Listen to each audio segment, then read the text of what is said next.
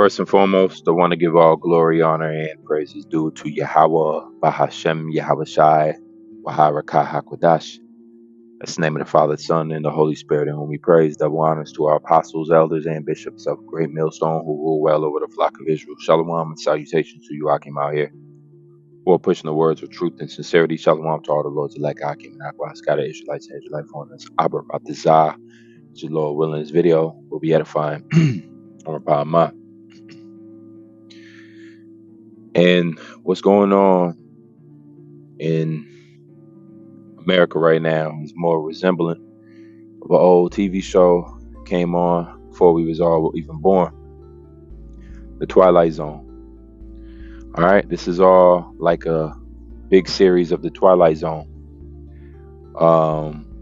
It was an anthology, a science fiction anthology, and they had a few revivals of it, bringing the show back. Even Jordan Peele had a reboot, I see, back in 2019, but it was about horror. It was about themes of social commentary and a lot of classic episodes in there. Yep, The Twilight Zone, that's what you have here. One of the main ones that came to my mind was something called the obsolete man. This man became obsolete because of the way in which he spoke or believed. I believe it has something to do with his amount of reading books. Let me go ahead and grab a brief summary on the obsolete man. It says it's a classic 1961 episode of the Twilight Zone Twilight series. It says, in a futuristic totalitarian state that has banned books and declared Yahweh or gods, it's just by nature a habit. We say Yahweh when we say God. We see the word God. It said, and declared God non-existent. So it says, in a futuristic totalitarian state that has banned books and declared God non-existent, Wordsworth is put on trial and sentenced to death for being obsolete. The episode culminates in Wordsworth's daring act of defiance, where he traps the Chancellor in his room with him, resulting in a bomb explosion and ultimately the Chancellor's own downfall. So it presents the idea of this dystopian future, which is where a state controls all the information and individuality is suppressed. And they put this man on trial. He's a librarian. They say he's obsolete now because books and faith are considered pointless by the atheistic state. As you can see, atheism is making a rise, man. Atheism is a disbelief in a higher power, simply a disbelief in God. And now the books and his faith included is become obsolete, and once deemed obsolete by this state-controlled dystopian society, you're now being sentenced to death. And that's what they do to him. They condemn him to death. And so, it just so happens that he trapped the Chancellor who condemned him to death. And broadcasts and televised the Chancellor having fear and whatnot. Now the Chancellor himself becomes obsolete by the state. But it shows you that there's government power, then there's individual freedoms, and your individual freedoms can be overran and overruled or overregulated by the government power. Even the ability for you to believe and have your book, as you can see, which obsolete man, his book and his books and his love of books and his knowledge of books and his knowledge of God and his faith in God became deemed obsolete in the sense in the eyes of the government. It's a very, very strong, powerful episode for those that haven't seen it. Again, Twilight Zone, obsolete man, But that's what you have here in Babylon. It's like a beginning phases of the Twilight Zone all over again. Being obsolete, being deemed obsolete by a power and a system and a society that wants to control your every and govern your every move. I mean, they got the CBDC to govern your, no more will money not be traceable and your purchases not be controlled. As a matter of fact, smart money or digital money is just that. You could stop somebody from buying something because they bought whether too much, or they have a cap on how much you can have or when you can spend the money. That's how digital currency works. It's the complete control over the next phase of society, of life. And this is what we know and come to recognize as, this is what the mark of the beast system is all about. It's about serving the lusts of the elite into having their complete control and world dominance. Now I'm gonna go through a chat, and hopefully my service is good. Okay, and I do have it. And let's see here. Is the mark of the beast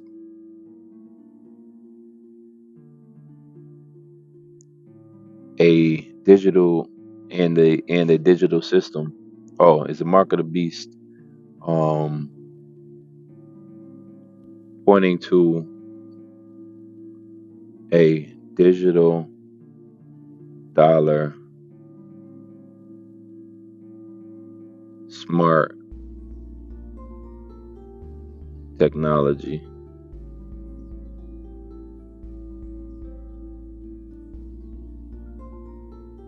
Let's see what we let's see what chat says about that. It says the mark of the beast is often associated with a system of economic control. Let's see if I can get this down. Something's overlapping. Bear with me. Try to fix this real quick. Got this web search stuff overlapping.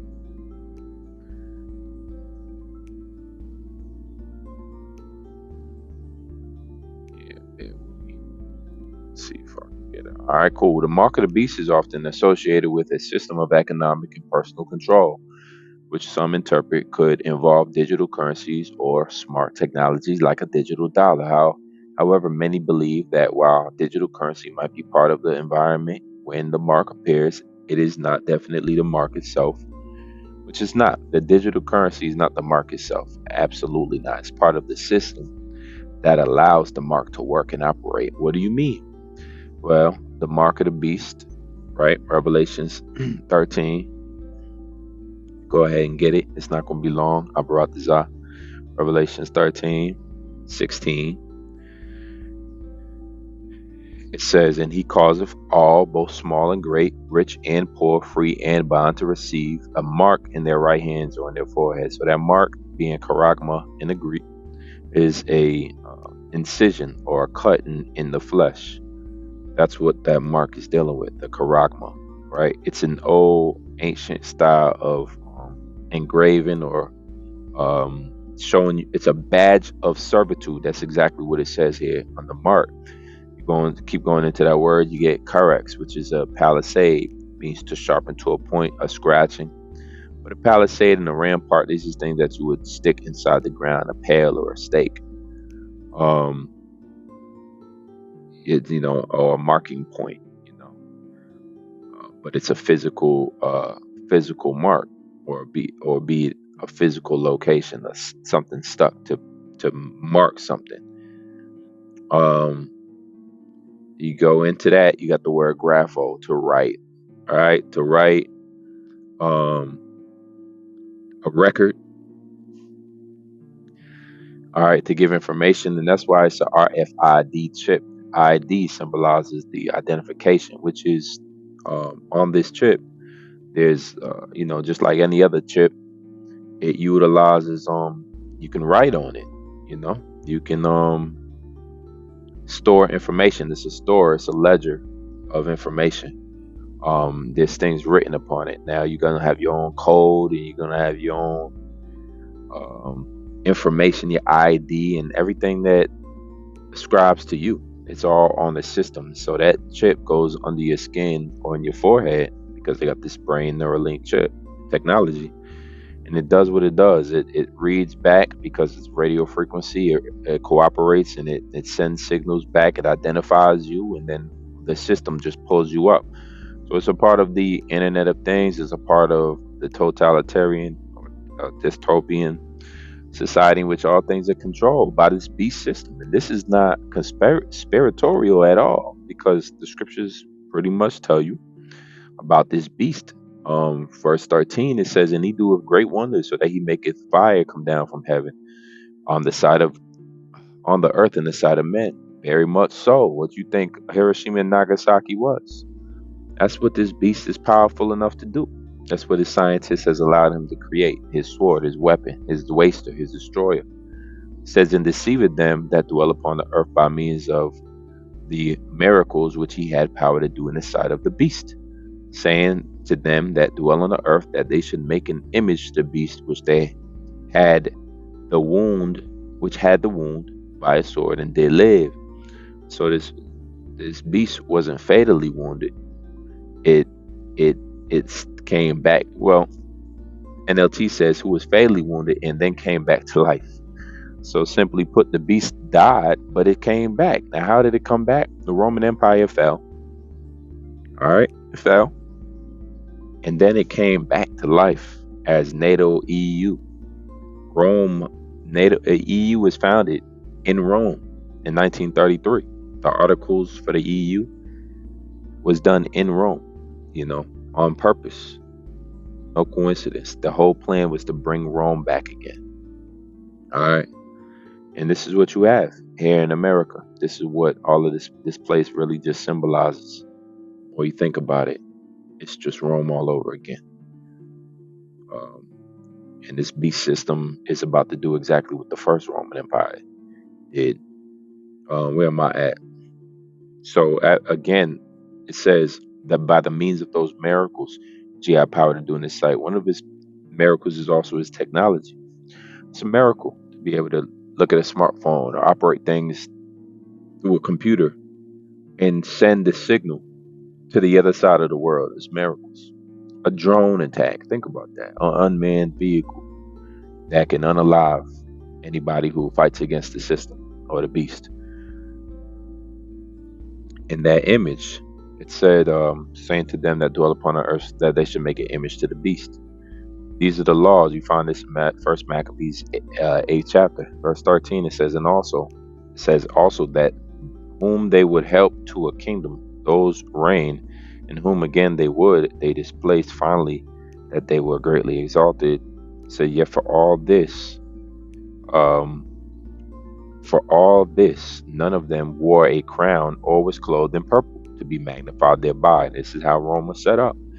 It says, moreover, how they had made for themselves a senate house, wherein 320 men sat in council daily, consulting always for the people, to the end that they might be well ordered, and that they committed their government to one man every year, who ruled over all their country, and that all were obedient to that one, and that there was neither envy nor emulation among them. So this is how Rome was taken over by Edomites. This is how this system was set up for the Roman Empire, later becoming the image of the beast. So this is also representing how America is reincarnated as Rome. There's very much Senate houses, just like in the ancient Roman Empire, there was Senate houses and elected officials, so forth and so on. That's how this power governs.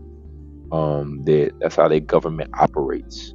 Not through kings, not through royal crowns, but through a system of voting and Senate and delegations and electorals. This is very, that was a very super uncommon thing at that time, but it's back again. Verse 15 says, "And he had power to give life unto the image of the beast." And how did he do that? Through the same reincarnated style of laws, legislation, executive branches, legal system is all Roman. What's that word? Latin. just to sake that Latin is still used to run the legal system. And if I was to use chat to give me how is the US, how is the American legal system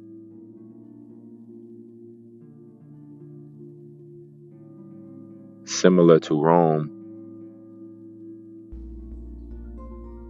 to ancient Rome, give the short answer.